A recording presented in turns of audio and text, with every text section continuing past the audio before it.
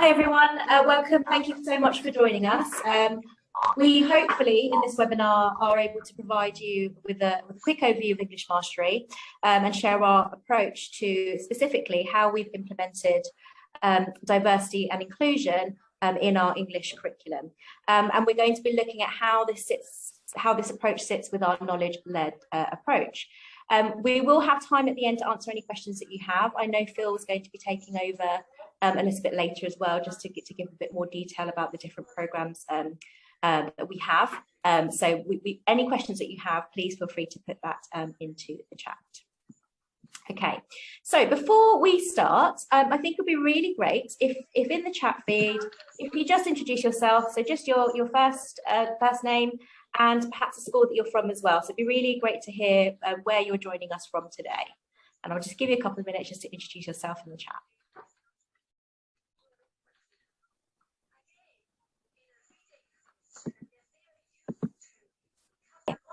So in terms of what we're going to be covering in this webinar, firstly, I'm just going to talk a little bit about the context of English mastery and Ark schools and how they sit together.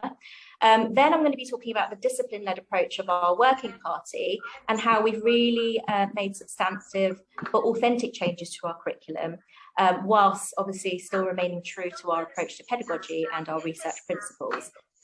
Then I'll just share the implications that this has had on our programme, and then invite you to really reflect on how you might find this relevant to your own practice. And like I said, hopefully at the end, we'll have a little bit of time just to answer any questions that you may have. So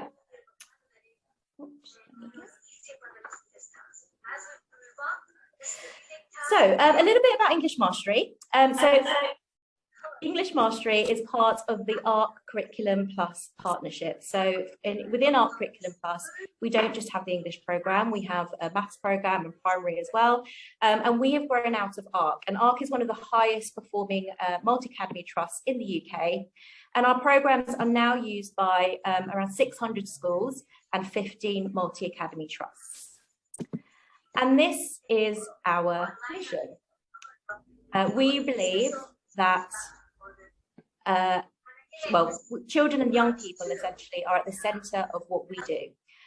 We believe that every young person, regardless of their background, subject knowledge and skills will allow them to succeed. And our team are a team of expert trainers and current teachers, and teachers like you who really want to ensure success, regardless of starting places of the children that you teach.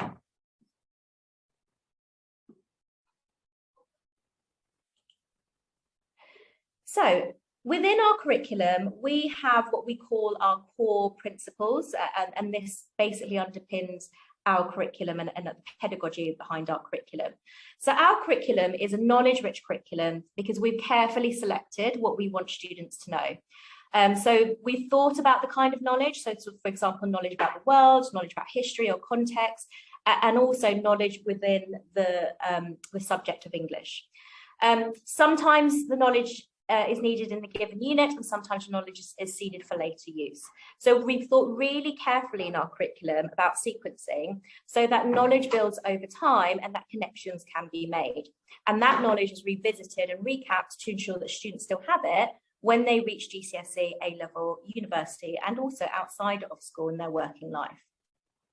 So you'll see there we have an explicit knowledge-rich curriculum, discrete grammar teaching. We believe in explicit instruction of tier 2 vocabulary, and also in terms of our assessment we use what we call norm referencing.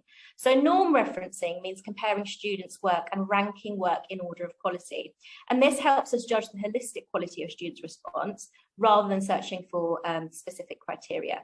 So over time this helps us develop an internalized gold standard of what great looks like, for example an 11-year-old writing assessment in unseen conditions. So we really aim to give students access to texts that have stood the test of time. We really want to develop students' cultural experiences, develop their students' reading and writing stamina, build vocabulary, and really thinking about how we can increase accuracy, precision, and clarity of students' writing, and using assessment to further drive progress. So how do we do this? Well, to make this happen, we provide three things. So we provide our partner schools a carefully sequenced, resourced, and the key word here is resourced, not planned, resource key stage 3 curriculum.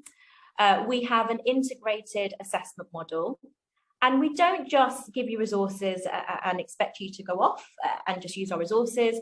What's key to our program is our professional development. So we have professional development that is subject specific and is really tailored to the needs of teachers delivering the English mastery curriculum.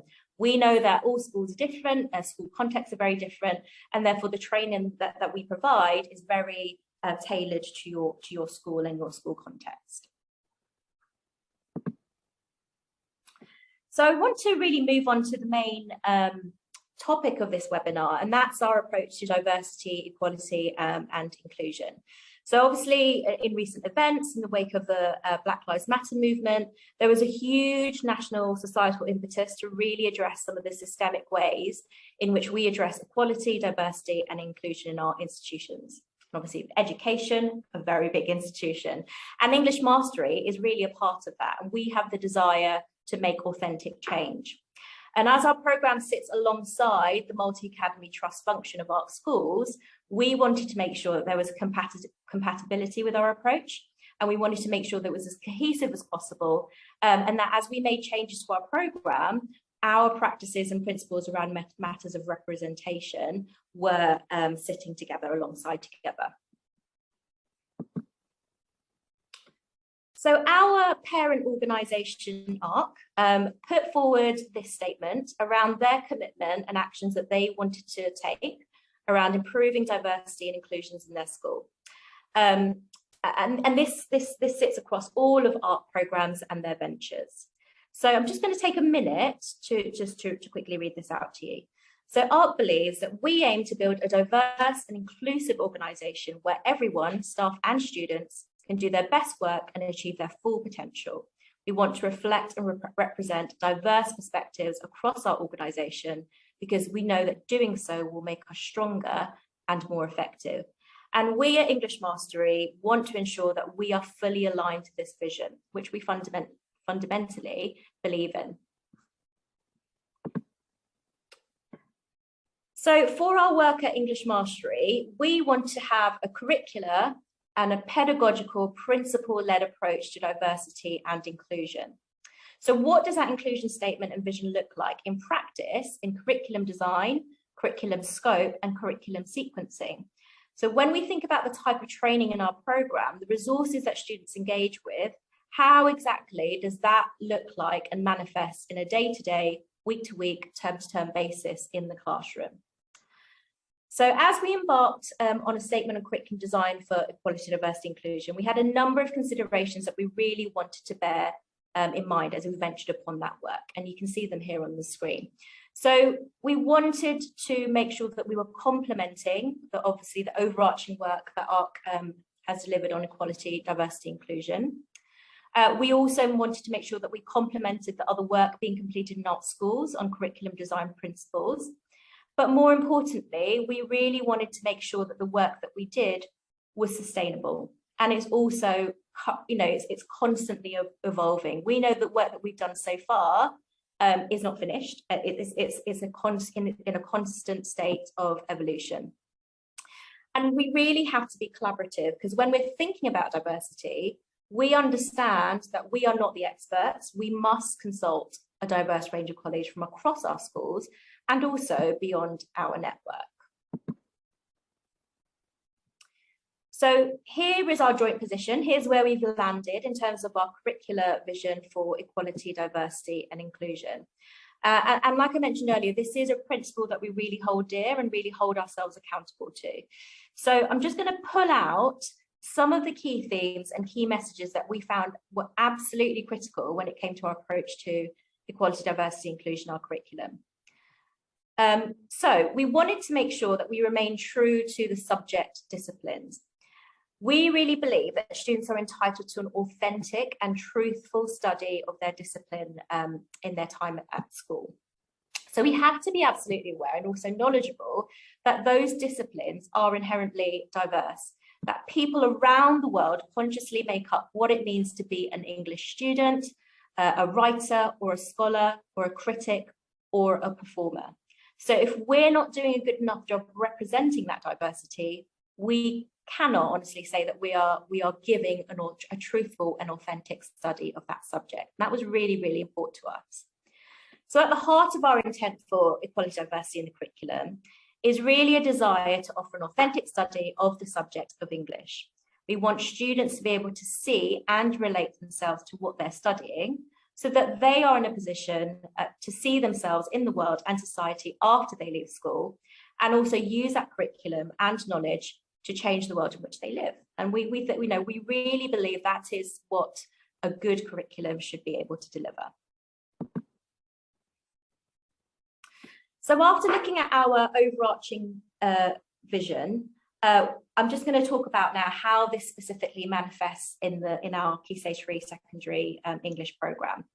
So we had a huge number of HODs, or head of departments, or subject leads and teachers writing to us last summer, inviting us to really take more action in our scope and sequencing of the curriculum in English mastery.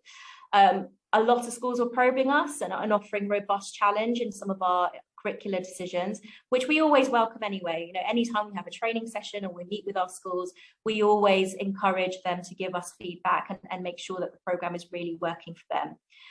So I'm just going to talk through some of the steps that we've undertaken over the last 12 months to take some steps forward in order to ensure that we are delivering an authentic and meaningful change in our curriculum.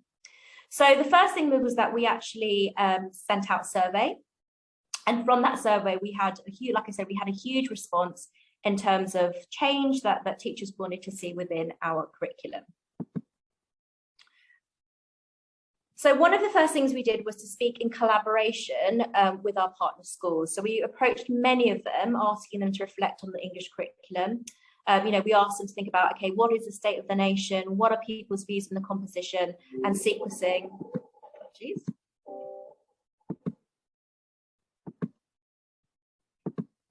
Okay. So we wanted to, so we were probing teachers, we were approaching teachers on the composition of the sequence and scope of the curriculum. We wanted them to think about the text selection. So is our text selection diverse enough? And we also wanted to think about the suitability for students, and also the ability to teach to their students. So what is our support in terms of the text that we choose in our curriculum? Are we supporting you enough in order for you to teach that in an authentic way to your students? And so the insights that we gathered were really interesting, fascinating, and challenging as well. And we knew that from that feedback, we really had to act to change our practices and also our structures. So we found that the majority of teachers didn't think that there was enough opportunity to learn about writer and protagonist from a diverse range of backgrounds. And we knew from that insight that we had to really look at the scope of our curriculum. So what are the texts that we're inviting students to engage with? So you can see here that, strongly, the composition English mastery offers ample opportunities. You can see that actually there's quite a lot of people who actually disagreed with that. And so we knew that that was something that we had to really look at and change. And another key insight was that teachers didn't feel like they were supported in teaching the curriculum to a diverse range of students in their classroom. So we had a number of teachers who felt ill-equipped to really explore matters of representation with students in the classroom who were Black or of colour. And we found that teachers didn't feel confident and supported in tackling those really rich and challenging discussions, whilst also maintaining the professional integrity. So again, we felt that, okay, that's something that we really need to change and really need to make sure that our teachers do feel supported in those areas. And what was most powerful to hear really was how passionate our teachers were about the scholarship, study, teaching and pedagogy of English. And that really sits at the heart of all the changes that we're looking to make. So I'm just going to give you a couple of minutes just to read some of that feedback from our survey, so you'll be able to see some of the insights.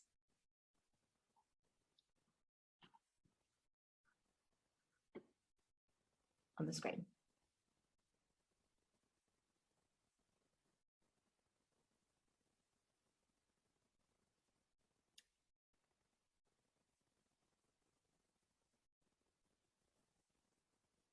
Okay.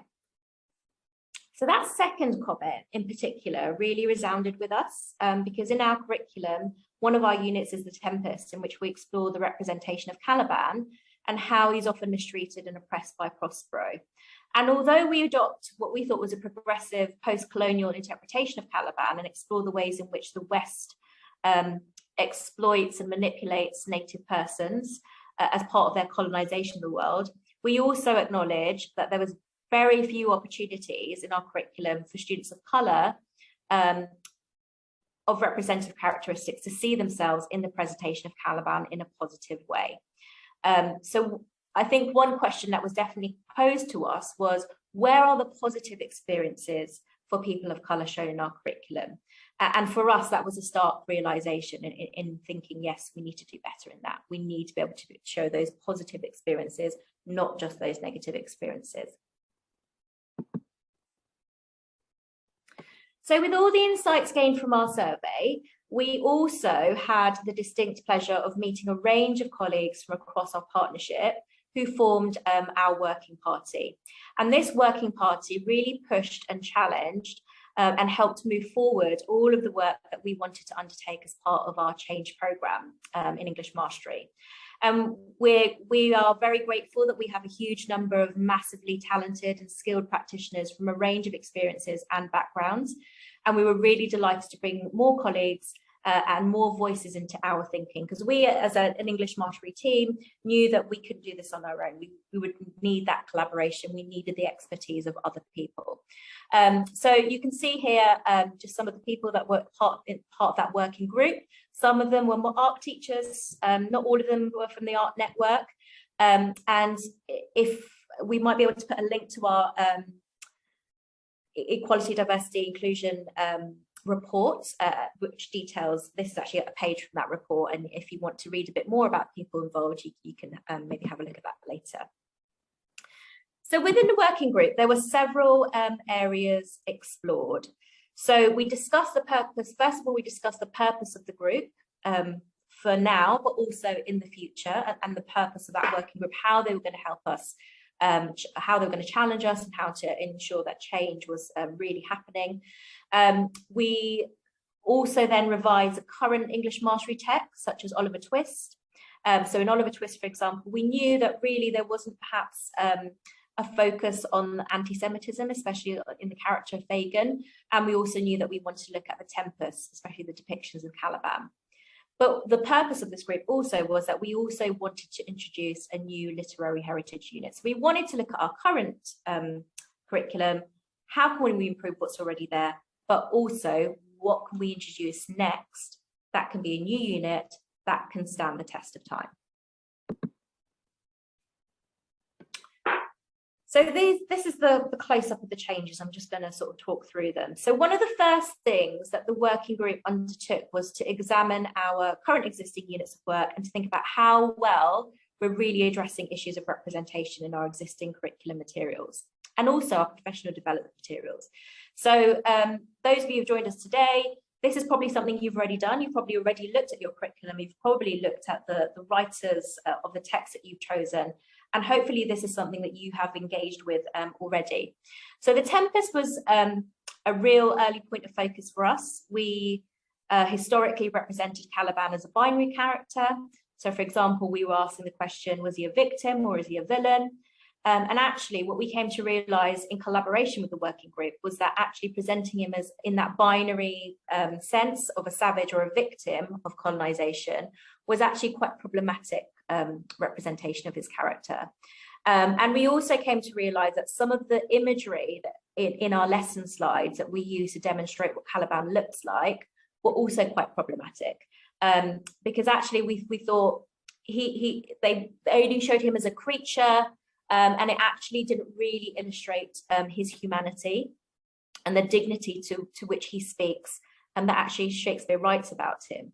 And the other thing that we were really conscious about is that the first time we're introduced to Caliban is actually through the voice of Prospero, and he describes Caliban as a foul beast and a violent thug.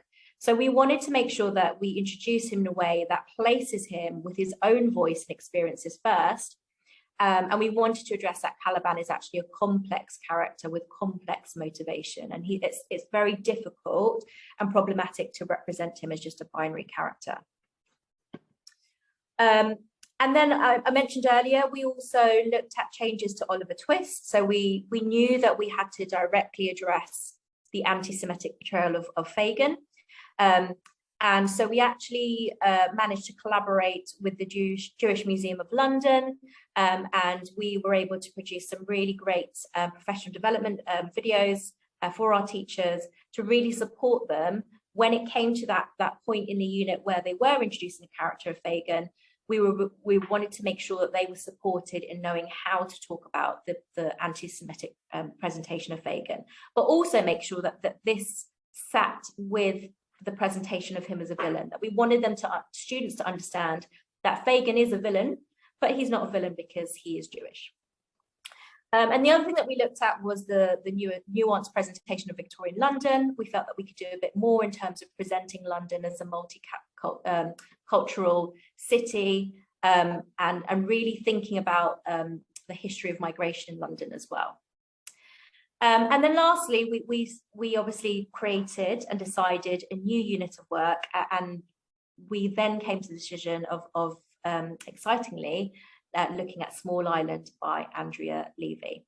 And I'll talk a bit more about how we came to that decision in a moment. So the new unit of work that we have, which is actually going to be taught for the first time in our spring term, was Small Island by Andrea Levy. And the first step in selecting the text of study was to first of all understand the purpose of this new unit of work. So we devised a long list of possible texts that we may want to bring in our curriculum, and then we narrowed it down to a short list, and then we had a final selection process. So after that, we then thought about how do we go about planning this unit in a knowledge-rich way whilst maintaining integrity in matters of identity, racial representation, diversity and inclusion in the curriculum. So it was a long process. It wasn't just a let's pick a text out the bag, or let's just pick a text from a person of colour. It really was a long process, and we really wanted to make sure that we did select the right text, and it was the text that would also stand the test of time, could be sustained. So the first thing that we looked at was the purpose. So why select a new text and include this in the curriculum? What do we really want this to provide our students? And one of the main themes that came out through our study was, what does it mean to actually study literature at school? And across our partnership, a key line that was consistent is that literature really does, if we are true English teachers and students of literature, it really affords us a poetic insight into the human condition. So any text that we choose must allow students to explore what it means to be a human, first and foremost, and to look at that through the lens of literary analysis.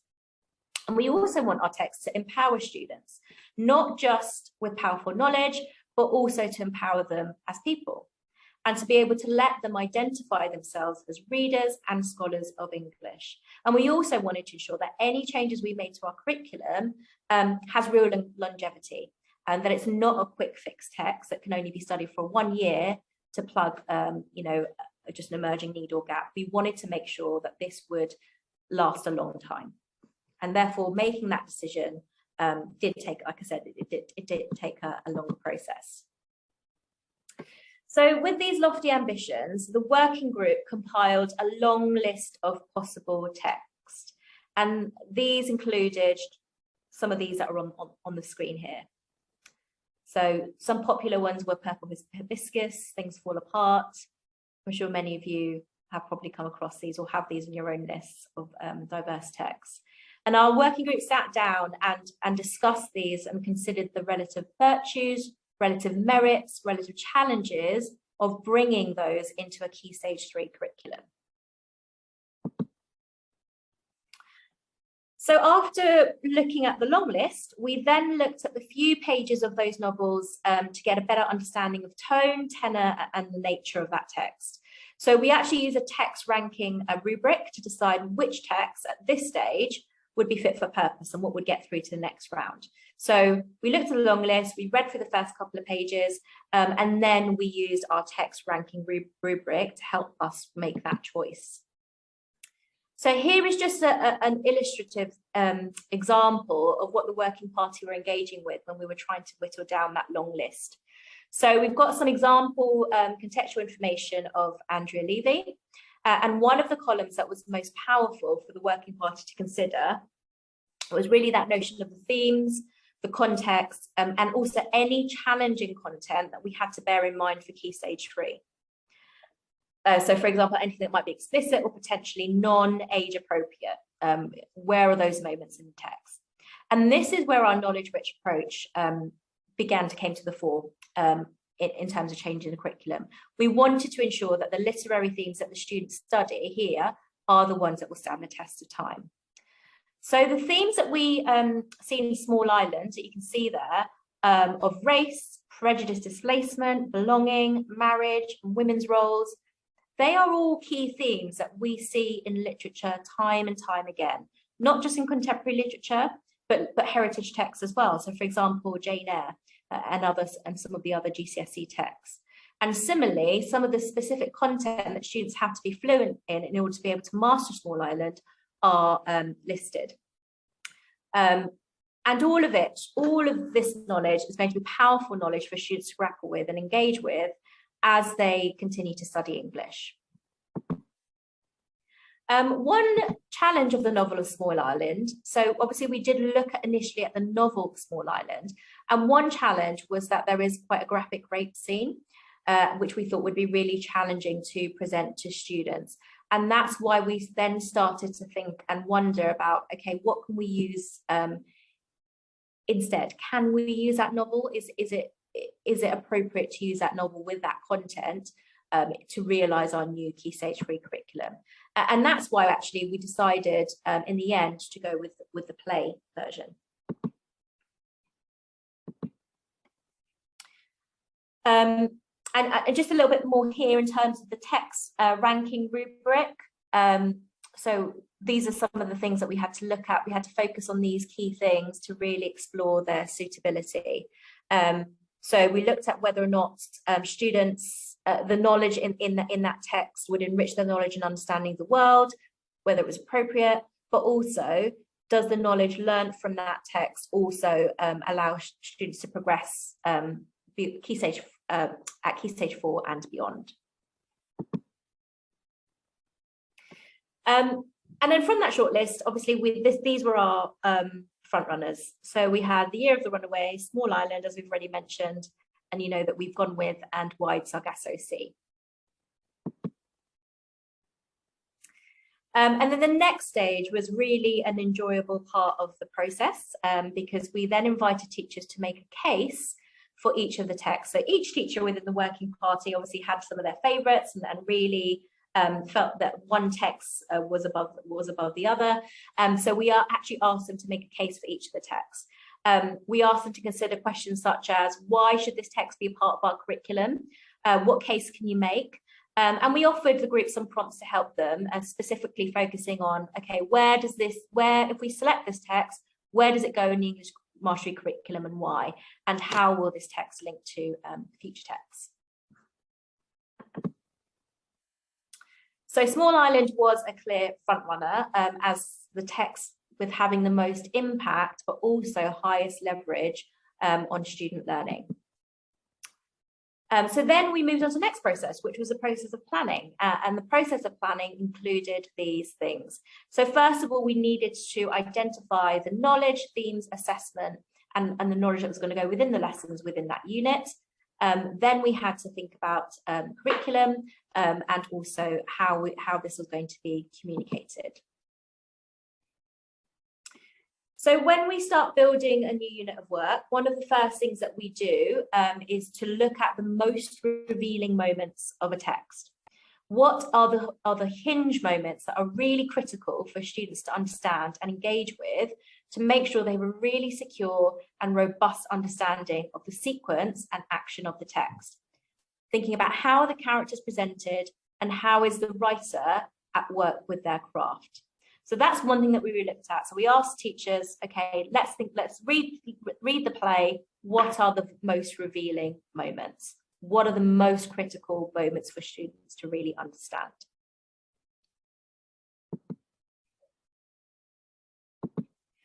And so then, armed with knowledge from those discussions, our working group was then able to start considering an appropriate assessment question for our students to explore. Now, we started with the question, how does Edmondson present the characters helping and hurting each other? But over time, we realized that this was probably a difficult question for students to engage with. So instead, we went with this question that's on the screen now. So we went with, instead of really being specific and thinking about characters helping and hurting each other, we decided to look at, okay, which main character changes the most by the end of Small Island?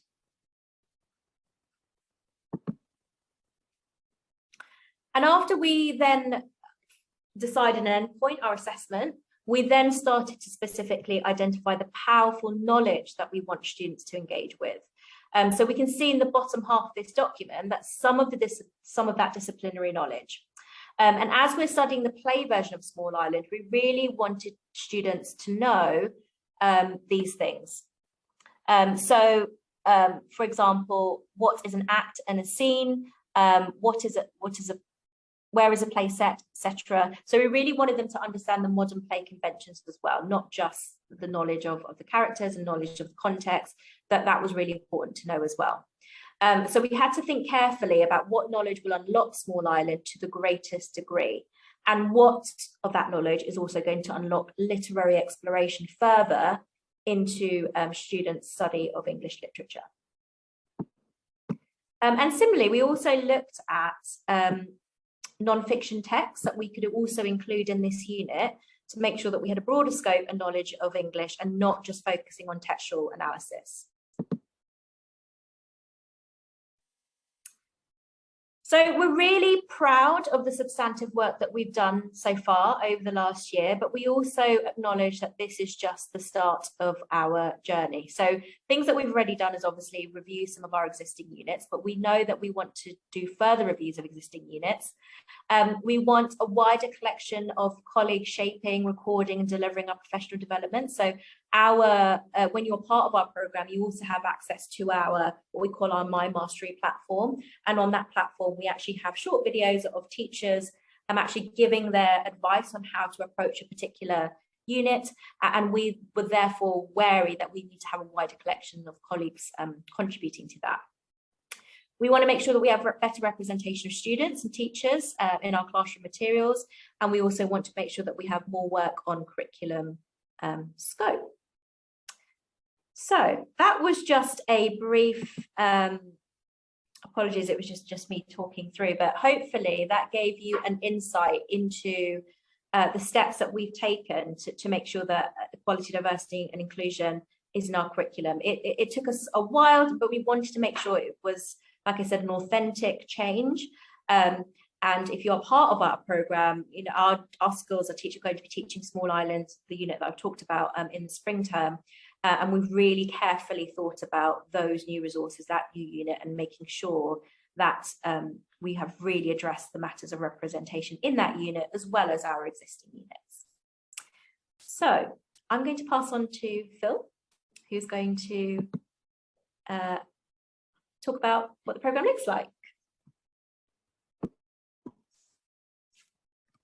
Okay, so as Mission said, I'm just going to run you through a bit about what our program as a whole looks like before we get on to our Q&A session at the end.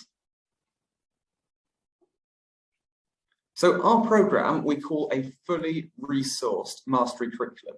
So at the moment, our English covers Key Stage 3. And when we say fully resourced, that means you get a lot of components of the program when you sign up. We have two curriculum pathways that learners can go on. We either have our traditional pathway, which is when pupils come to you at age-related expectations. We've also got our foundation pathway. Those pupils will come to you a little bit below age-related expectations, and you're trying to rapidly catch up to get back onto that traditional pathway. Our curriculum includes lots of training as well, as Michelin touched on. We have introductory training as well as ongoing PD for teachers and leaders included in the programme. A lot of this PD looks at sort of pedagogical principles, how we teach units, and there's tons of professional development tools such as co-planning, guidance and planning and knowledge organisers, etc. So here's a breakdown of these things I've just spoken about. Of course, you get your PowerPoints. These are fully editable and pre-prepared for you. That doesn't mean we expect teachers just to open them up and roll with them and go with them. They're pre-prepared to make sure that your teachers have time to think deeply about those pupils in front of them, to think about the differentiation and the edits that they want to make sure they are meeting the needs of all pupils in their class, instead of having to spend hours scouring Google for the perfect image. We have unit guides, which gives teachers an overview of the whole unit so they can plan longer term instead of just looking lesson to lesson. Homework activities and knowledge organisers which link into the curriculum that the pupils are doing. Assessment tasks, so we've got formative assessment within every single lesson. We have formative assessment quizzes throughout units, and we also have summative assessments which are used at the end to make sure that we understand exactly where our pupils are. As I spoke about a second ago, these co-planning resources are great for making sure the whole department is thinking deeply about what is coming up and to get that collaborative approach to planning. So we also have a huge amount of professional development. We have our induction training at the beginning, which gives people an idea of what our curriculum is. What are the principles that this is built on?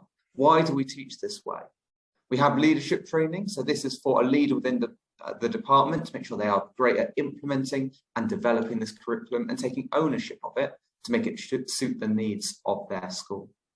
We have development sessions in some of our tiers where a member of staff gets to work with our experienced development leads. This means that they can discuss their ideas, they can get feedback on how it's going, and they can get some coaching and action steps on things that they could improve. We've also got assessing for mastery days. Because we've got such a large network of schools now, we can standardize our data really well. We can make sure that we understand what great looks like for a pupil of a specific age. So we're not just using a rubric to mark assessments, we really understand what great looks like for individual pupils. We have lots of different packages available. The package depends on the level of support that the school is wanting when they partner with us.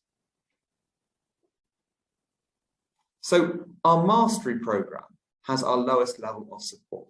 With this, you get access to My Mastery, you get the full curriculum program, so you get all of your PowerPoints, all of your planning tools, and you get professional development is pre-recorded so that you can watch it in your own time.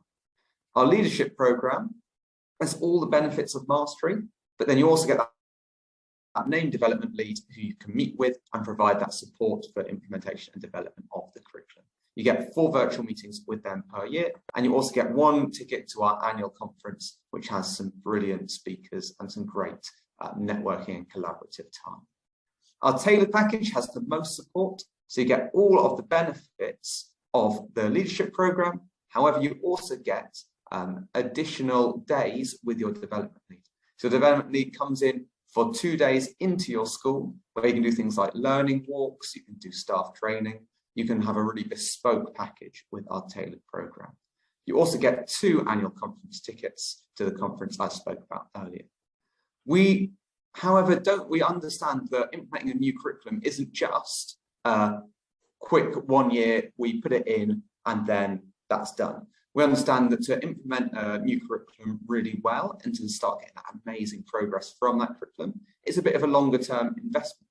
So we suggest that schools sign up for an initial of 3 years, and that may have a combination of these packages in.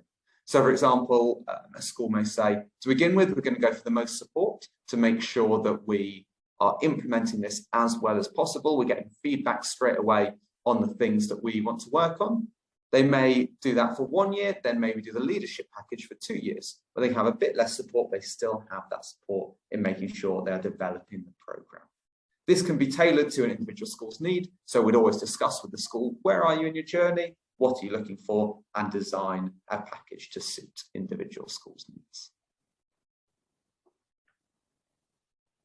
Okay, so we have another webinar that is coming up in January. This January webinar has a bit more of an Ofsted focus about it. So the title is Talk the Talk, Walk the Walk, how to show quality of education is having an impact on your pupils. So because English Mastery has had the privilege of working with many, many schools, lots of these have now been through this new Ofsted Education Inspection Framework. If you join this webinar, you could see how our approach to the curriculum, teaching and subject leadership can have great outcomes for all students and what this means for you as a teacher within your school. To sign up to this, we have a QR code, so you can scan that on your phone. That takes you to the sign up page straight away. So if you don't want to miss this, get signed up now, scan that QR code. If you're like me, who only found out about a week ago how to use QR codes on their phone, you can also use this link to go to exactly the same page. We've shortened the link down because Zoom quite often has very long links. So it's a nice short link that you can just copy down, type into your browser, and you get there straight away. It's also in the chat as well.